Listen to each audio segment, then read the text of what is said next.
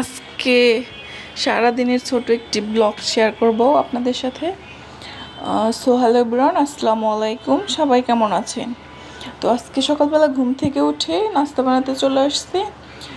তো আজকে নাস্তা বানানোর জন্যে এখানে হচ্ছে আমি ময়দা নিয়েছি। ময়দাটা হচ্ছে নর্মাল পানি দিয়ে গুলিয়ে নিয়েছি, হালকা লবণ দিয়ে। তো এই নাস্তাটার নাম আমি জানি না, আমার নিজের মতো করে বানাইছি, কিন্তু খেতে অনেক টেস্টি হয়েছিল।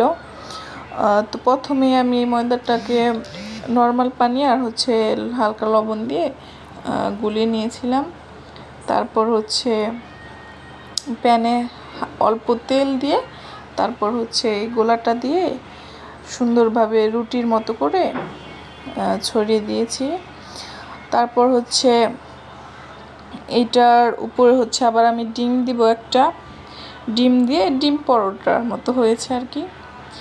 তো যখন হালকা একটু হয়ে যাবে তারপর হচ্ছে ডিম আমি আগে থেকে পেঁয়াজ, কাঁচামরিচ, লবণ, হলুদ এগুলো দিয়ে রাখছিলাম। এরপর হচ্ছে এই পরোটার উপর আর কি ডিমটা দিয়ে দিলাম, দিয়ে তারপর হচ্ছে উলট পালট করে সুন্দর করে ভেজে নেব।